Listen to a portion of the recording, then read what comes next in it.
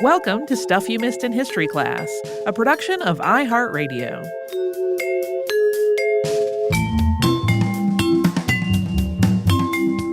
Hello and welcome to the podcast. I'm Tracy V. Wilson. And I'm Holly Fry. When we were talking about Bodiam Castle not long ago, Holly, you mentioned that medieval history is one of my favorites. Yup. Would you like to know what my first thought was? Of course I would. I haven't done any of that in so long. Now, the reason that's funny is I had just done Zoe and Theodora like 2 weeks before that. The thing is, Zoe and Theodora, while great, they're not quite in my very favorite niche of medieval history, because what I really, really love is all the mystics and the abbesses and the anchorites and like the writing that they have left behind about their lives and their experience in the world. And it's been way longer since we covered something in that particular focus. I think the last time with that was Julian of Norwich, which was back in 2019. So longer ago than Zoe and Theodora. So today we have Teresa de Cartagena, who was a nun in what's now Spain in the 15th century. Teresa de Cartagena lived in a society that considered women to be inferior. And she was also deaf and chronically ill, living in a society that considered that to be a divine punishment rather than just part of the human condition. And her family were also conversos. Her grandfather had converted from Judaism to Christianity, and that was at a time when persecution against both Jews and conversos was really widespread. So there was a lot that was working against her. And in spite of all that, she wrote 2 treatises that have survived until today. And those 2 treatises represent multiple firsts in Spanish history. Teresa was part of the Cartagena Santa Maria family, who lived in the Kingdom of Castile in what is now Spain. Spain, as we know it today, did not exist yet. Instead, the Iberian Peninsula was divided into 5 kingdoms: Castile-Leon, Aragon, Navarre, and Portugal, which were all under Christian rule, as well as the Islamic Emirate of Granada. So as we noted earlier, the family had Jewish ancestry, but they had converted to Christianity by the time Teresa was born. Teresa's grandfather had originally been known as Selomo Halevi, and he had been the chief rabbi of the city of Burgos. He'd been one of the city's most prominent Jewish citizens.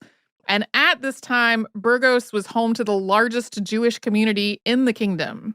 But on July 21st of 1390 or 1391, he converted to Christianity along with 4 sons, a daughter, and his 3 brothers. His wife refused to convert, and their marriage was dissolved. At the time of his conversion, he was baptized as Pablo de Santa Maria, and sometimes his name is anglicized as Paul of Burgos. People converted from Judaism to Christianity for a lot of different reasons during this era. In some cases, it was a genuine act of religious conviction, but in others, people in a position of relative power or security realized that they could only stay in that position if they converted. So that might be a pragmatic decision or one that was really made under duress. But a lot of the time, it was not a freely made choice at all. Many people converted to try to escape persecution or violence.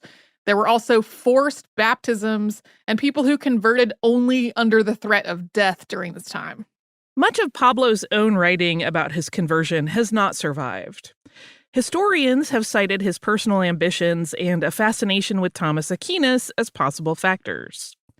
The timing of the family's conversion is relevant as well. Anti-Semitic persecution and violence had been increasing in the region since the early 12th century. It had worsened in the wake of the Black Death in the mid-1300s, and then during the Castilian Civil War. This war pitted the monarch, Pedro I, against his half-brother, Enrique II. Pedro was believed to be friendlier and more sympathetic toward the kingdom's Jewish population than his predecessors had been, and Enrique used this as leverage, whipping up anti-Semitic resentments and attacking Jewish communities directly. Enrique II ultimately defeated Pedro and took the throne in 1369, and as king, he issued decrees that further restricted Jewish people's rights. Then, on Ash Wednesday of 1391, Archdeacon Ferrand Martinez led a mob against the Jewish community of Sevilla. killing at least 4,000 people and baptizing others by force. Anti-Semitic violence spread from there, including to Burgos, where most of the Jewish population was forcibly baptized. Teresa's grandfather and his family converted to Christianity either about a year before or shortly after all this happened.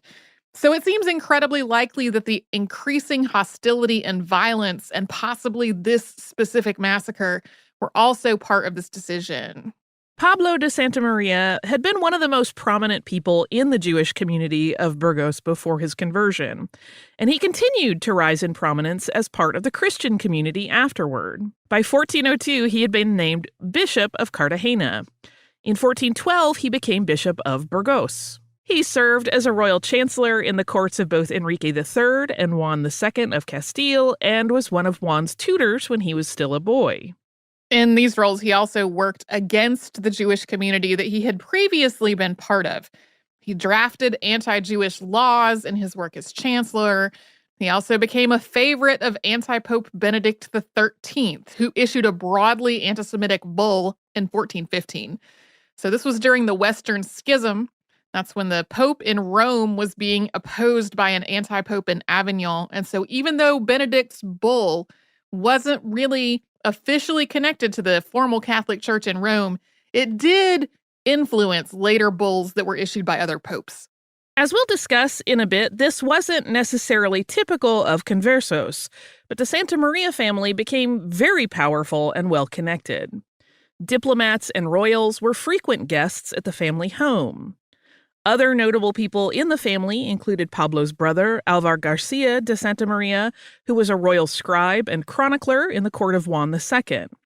Pablo's son, Gonzalo Garcia de Santa Maria, was a diplomat as well as a professor at the University of Salamanca and became bishop of Plasencia. Another son was Alonso de Cartagena, who was a bishop and a scholar. He translated works by Seneca and Cicero and wrote a commentary on Aristotle's Ethics. Pedro's third son was Pedro de Cartagena, who was Teresa's father. He was a knight in the court of Juan II and a counselor to several monarchs. These included Enrique IV, who came to power in 1454, as well as Fernando and Isabel, who united the kingdoms of Aragon and Castile when they got married in 1469. Teresa was born into this family sometime around 1425. Her mother was Maria de Sarabia, and Teresa was their second daughter, probably their third or fourth child. And there's really not a lot of documentation about her or her life. This was not uncommon. It was true of all of the women in her family. Most of the time, their names only appear in things like wills, marriage documents, and birth documents for their firstborn sons.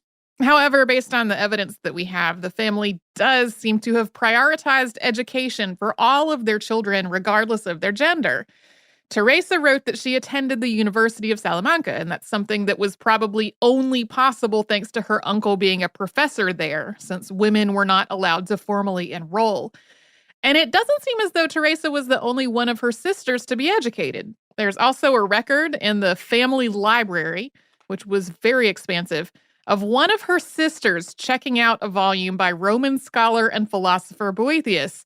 This was written in Castilian and Latin, which means that she could read one or both of those languages. Also, according to these library records, she never returned that book, which I just find hilarious.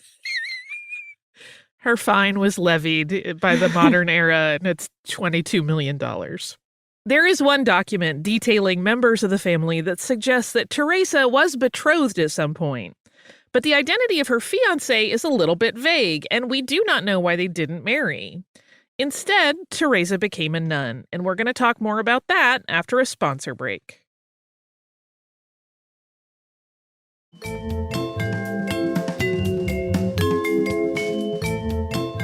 So as we said earlier, there's just not a lot of documentation of Teresa de Cartagena's life.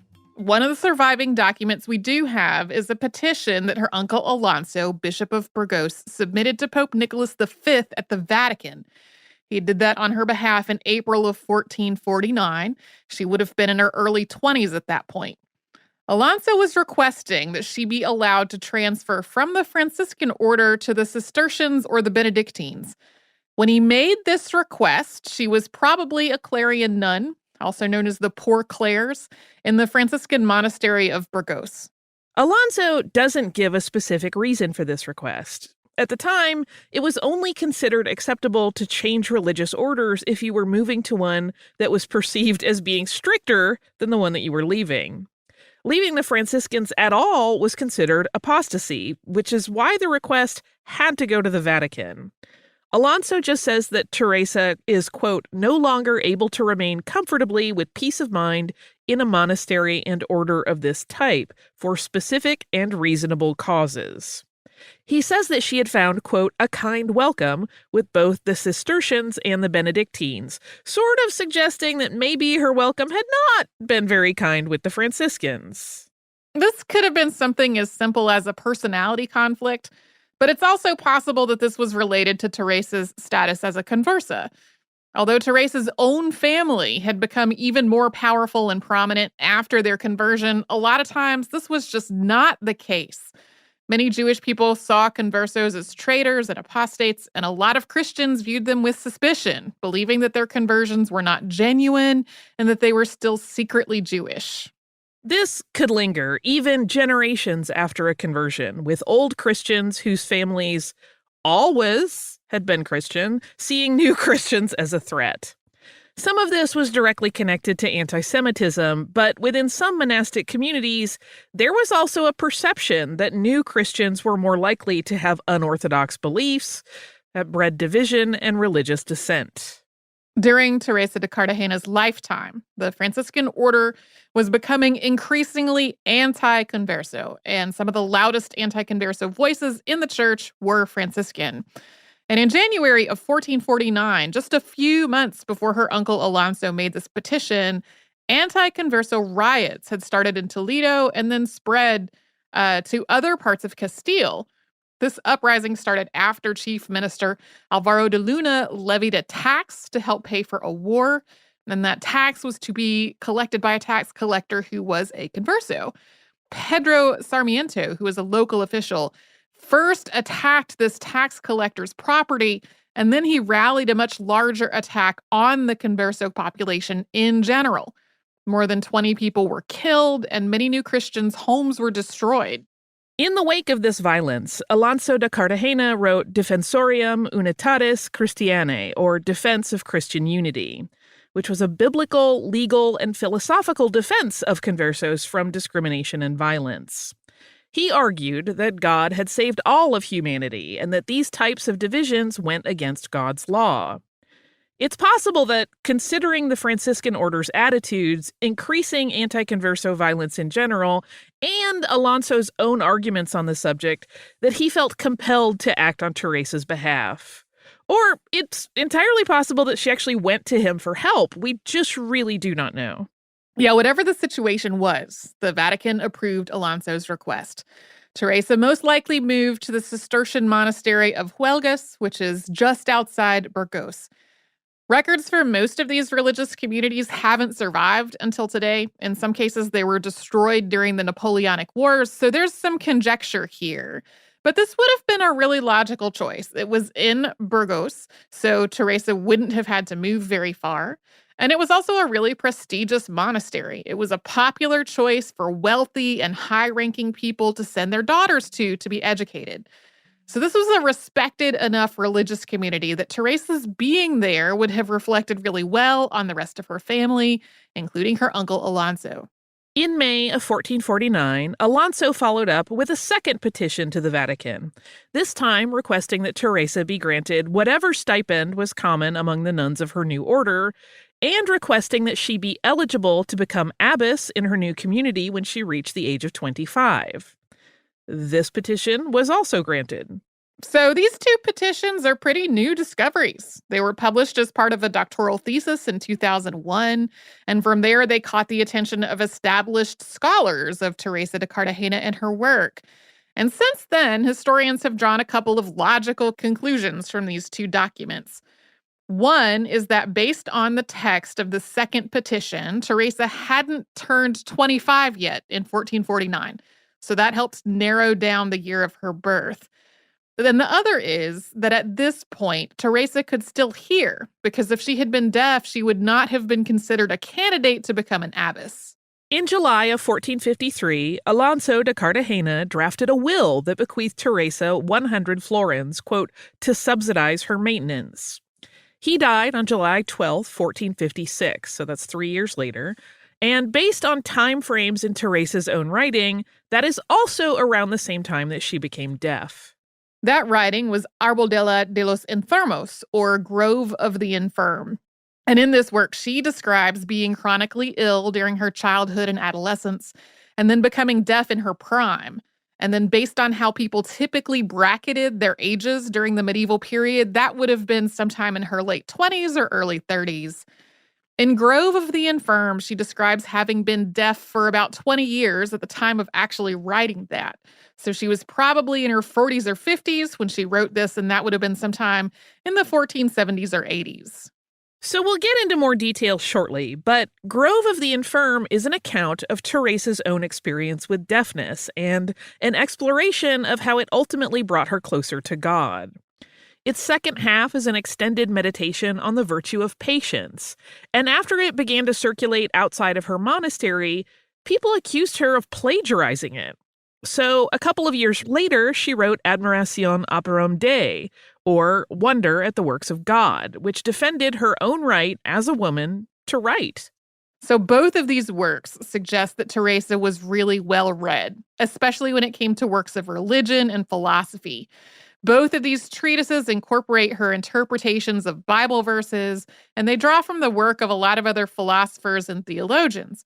This includes the work of St. Augustine of Hippo, Roman philosopher Boethius, St. Jerome of Stridon, Pope Gregory I, and St. Bernard of Clairvaux.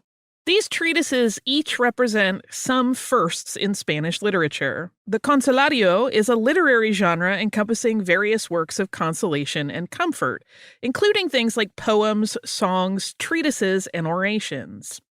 Grove of the Infirm is part of this genre, and while these types of works were widely read and distributed, it's the only one from 15th century Spain that we have from a woman's perspective.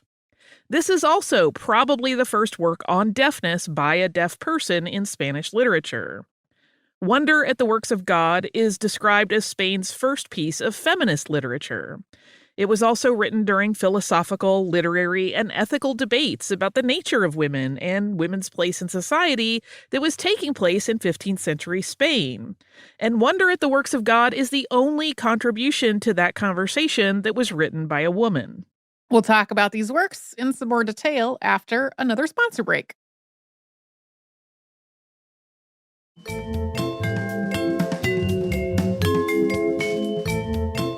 Teresa de Cartagena's Grove of the Infirm is not exactly an autobiography. She really doesn't say much about herself or her life at all. The only place where she's even personally identified by name is in the prologue, which was written by a copyist and not by her. The copyist gives Teresa's name and says that she's a nun, but it omits the name of her order. I'm not sure if that's accidental or deliberate. Teresa also does not say much at all about her monastic community or her daily life there. Instead, she writes at length about her own experience with deafness, something she describes as profoundly isolating. She describes feeling shut off from the rest of the world, metaphorically taken to an island that she calls opprobrium hominum et abietio plebis, or the scorn of all mankind and outcast people. That sounds bleak to me. Yes. But really, this would have been especially isolating for her given the time. While the deaf community today tends to describe deafness as a difference rather than a disability, that was just not the case in 15th century Spain. Deafness was seen as a disability, and disabilities were seen as punishments from God, and they were heavily stigmatized. Deaf people were also marginalized under Spanish law, especially if they couldn't speak. People who couldn't speak could not inherit property, and that was something that was in effect until the 16th century. Although there were some efforts to teach deaf children to speak because of this legal requirement for inheritance, there was really no system of deaf education when Teresa lived. That wouldn't really happen until the 16th century either. So, because of all of this stigma and other barriers, it's unlikely that Teresa had many or even any other deaf people around her to share their experiences and knowledge with her. And although there were monastic sign languages going back to at least the 10th century, these were typically more oriented towards necessary communications during periods of silence rather than things like daily conversations or providing interpretation during religious lessons or services. Basically, Teresa would have been surrounded by hearing people in an environment that had very little in the way of accessibility. To add to all of that, her uncle Alonso de Cartagena's death at around the same time that she became deaf might have added another layer to her grief. That's compounded by a passage in Grove of the Infirm that some historians and literary critics have interpreted as being a reference to her own family. Quote, "Even if one is the son of a duke, an admiral, or a marquis, if he is inflicted with a great suffering or an embarrassing wound, not only his friends and relatives hold him in contempt, but his own father and mother will dispatch him quickly from their house and put him where he can cause no detriment or disorder."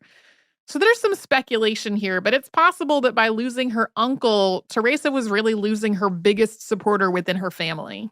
Although Teresa could speak, after becoming deaf, she chose not to. She wrote that the highest purpose of speech was to praise God, although in her opinion, that was really the last thing that most people were using it for. But its second highest purpose was to ask questions and be answered, and that was something she felt she couldn't do after losing her hearing. She wrote, quote, "Speech is pointless without hearing, like faith without works." And she described her vow of silence as something that God had commanded her to do. Although her writing contains a lot of bitterness and grief around her hearing loss, Grove of the Infirm is also a work of consolation. One of Teresa's possible influences in this is a work called Book of Consolations of Human Life by Pedro de Luna, who later became Antipope Benedict XIII. He wrote about deafness as bringing people closer to God, and he advised deaf people to take consolation in the fact that being deaf kept them from hearing the evils and temptations of the world. And he also drew a distinction between the health of a person's body and the health of their soul. Teresa builds on a similar argument, drawing from her own experience. She writes about taking incredible solace in reading and writing, calling her books, quote, "wondrous graftings from healthful groves." And she describes eventually finding her deafness as, quote, "a kind solitude, a blessed solitude, a solitude that isolates me from dangerous sins and surrounds me with sure blessings. A solitude that removes me from things harmful and dangerous to both my body and soul." While reflecting on the Bible and works of theology and philosophy, Teresa comes to the conclusion that God's particular love for her ultimately led him to choose her to become deaf, something that then caused her to suffer, but which ultimately also brought her much closer to him. Her deafness removed worldly distractions from her spiritual life. In the end, she describes her deafness as something that brought her a spiritual peace and that made her better able to hear, quote, "the voices of holy doctrine that scriptures teach us." She also writes at length on patience and the ability of suffering to transform the 7 vices into virtues. It was not common at all in 15th century Castile for women to write works that were meant to be read beyond their friends or family. In Grove of the Infirm, Teresa takes a lot of the same steps we've talked about in other women writers' works on the show to cushion the fact that the piece was written by a woman. She is often very self-deprecating, framing her understanding as just the simple and unsophisticated thoughts of a humble woman. Yeah, this has come up in other women writers, especially during the medieval and early modern period, with this sort of tone of, I just don't know anything. I'm just a simple woman. So don't listen to me at all. But don't be scared of my thoughts. Right. That's kind of keeping everything at a distance from her. She also notes at the beginning of this work that it was written in a response to a virtuosa senora, or a virtuous lady, who had requested it. This might have been Lady Juana de Mendoza, who was wife of the poet Gomez Manrique, and she was a lady-in-waiting to Isabel I when she was still a princess.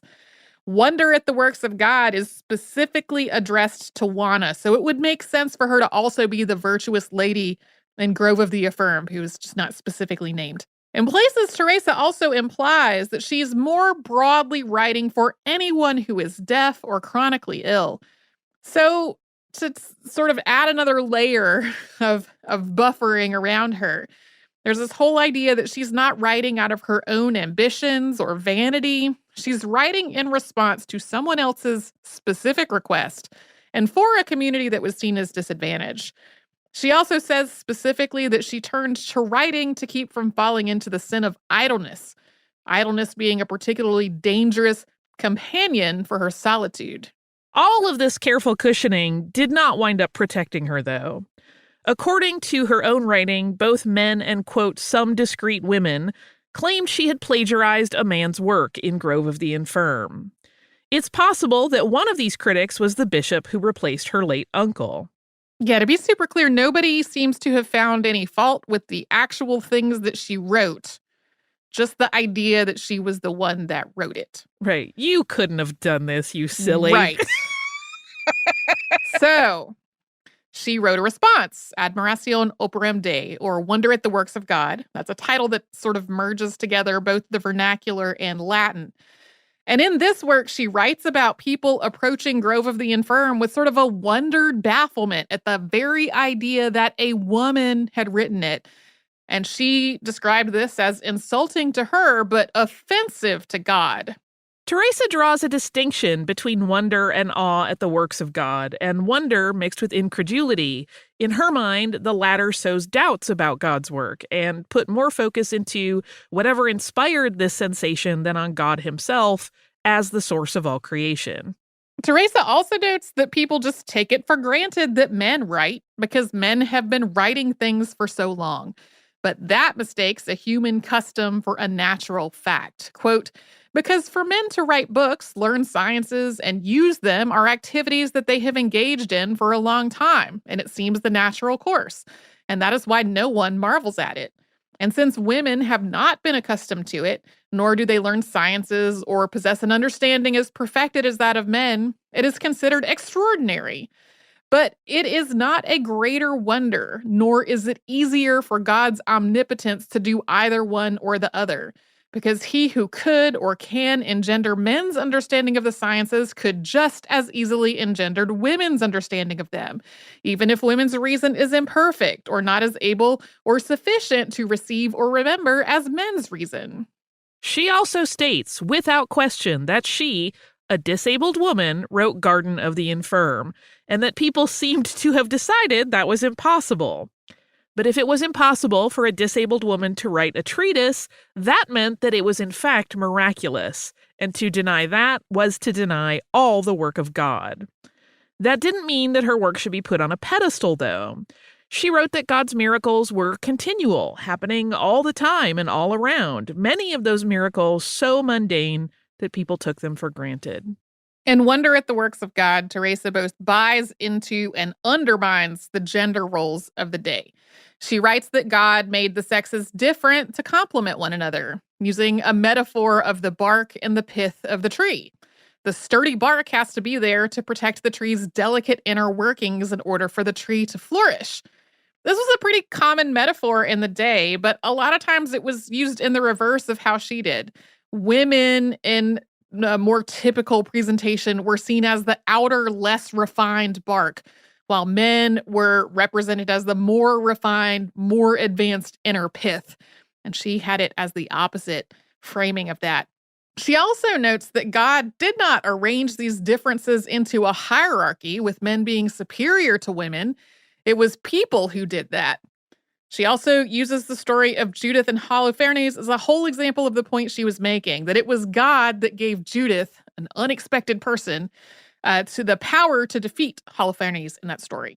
Teresa concludes with a discussion of the powers of the soul, which are understanding, memory, and will, and how they can come together to strive for good. She describes God as patient and wonderful with all of humanity, showing sinners mercy and grace.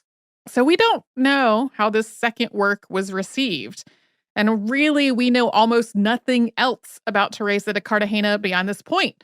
We don't know how she spent the rest of her life or how long she lived or where she was buried. It's possible that she was still living when the Spanish Inquisition was established in 1748. It's even possible that she wrote those works after the Inquisition had started. And some literary critics have interpreted Grove of the Infirm as a metaphorical consolation, not just to the people she specifically mentions, which is anyone who was sick or disabled, but specifically to conversos as well. There were 13,000 conversos who were tried of suspected heresy just during the first decade of the Inquisition. In 1481, Pero López del Trigo copied both Grove of the Infirm and Wonder at the Works of God so that they could be placed in a museum. We don't know why, and we don't know who asked him to do it, but he was a friend of Teresa's father, so it might have been at his direction. That is literally the only reason we still have these two treatises today. The first reference to Teresa's treatises in other works dates back to the late 18th century, and the first commentary on it was written by José Amador de los Rios in 1865. Grove of the Infirm and Wonder at the Works of God were published in full for the first time beyond that one copy in a museum in the 20th century, and that's really when historians and literary critics started studying them. It wasn't even confirmed that Teresa was definitely part of the Cartagena Santa Maria family until 1952. That's a discovery that came from the work of Spanish historian Francisco Quintero Burgos. The kingdoms of Aragon, Castile, Navarre, and Portugal expelled their Jewish population in the 1490s. The Emirate of Granada was conquered in 1492, with its Muslim population forced to convert or leave. This placed the whole Iberian Peninsula under Christian rule. But efforts to eliminate Jewish and Muslim influences continued, including the passage of blood purity laws that declared anyone with a Jewish or Muslim ancestor to be considered legally Jewish or Muslim. However, Teresa's family was declared to be of pure blood, meaning not Jewish, in 1604. I read a whole paper that was about the idea that maybe it was about the idea of how her Converso heritage may have influenced her writing, because we didn't really get into it in any kind of specificity, but like she doesn't mention Jesus a lot. There is a lot less mention of Jesus than one might expect in a medieval religious work. And so that it was drawing a conclusion of whether being a conversa affected that or influenced how she was writing. And then it got to the point about her family sort of being retroactively declared to have, quote, pure blood, and how that sort of retroactively erased her whole identity as being part of a Converso family. Okay, and I have some listener mail to take us out. This is from Krista, and Krista wrote after our Freedom Summer episode. Krista says, "Hi, Holly and Tracy. I was so excited to see the episode on Freedom Summer showed up in my feed. I first learned about Freedom Summer when attending a history class at Miami University of Ohio. My professor added in a last-minute requirement to passing the class, volunteering at the Freedom Summer reunion being held in Miami. I'll admit I was annoyed at the extra requirement at first, but then became intrigued about the project's impact on the civil rights movement, a topic that was rarely taught in my small town high school. There's a memorial set up outside of the church on the western campus, the part of Miami University that housed the trainees, in honor of Freedom Summer and those that lost their lives. Your episode expanded my knowledge about the 3 men that disappeared and whose names rest on the memorial plaque. I always thought of that spot as a peaceful but somber place. Knowing that one of the men had just left from there before disappearing really pressed upon me the importance of it all. Thank you for your lovely podcast. I'm constantly sharing with my husband, friends, and students the interesting things I learn from you each week, Krista. So thank you so much for sending this, Krista." There's 2 pictures in the email, and one is a picture of the Ohio historical marker for Freedom Summer. And the other is this space that Krista was talking about on campus, which looks kind of like an amphitheater. It does look like a really lovely and somber place. And I honestly would probably also be frustrated if I were in college and my professor at the last minute said, to pass this class, you have to volunteer for a thing. That would probably rub me the wrong way a little bit too, regardless of what specifically the thing was. Because I remember college as being a busy time. and I don't love last minute additions to things I'm supposed to do. Yeah, I'm not a big fan of like obligatory surprises. Yeah. Yeah, we had a thing. So I went to the University of North Carolina at Asheville, and there was a multi-part humanities series that we had to take to graduate.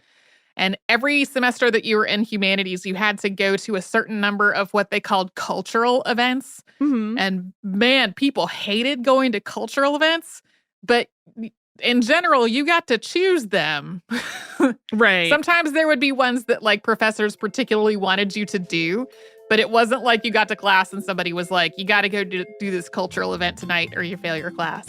So anyway, thank you so much, Krista, for sending this email and these pictures. This really does look so lovely, like such a beautiful spot on the campus. If you would like to write to us about this or any other podcast, we're at historypodcast@iheartradio.com. And we're all over social media at Missed in History. That's where you'll find our Facebook, Twitter, Pinterest, and Instagram. And you can subscribe to our show on the iHeartRadio app and Apple Podcasts and anywhere else you get your podcasts.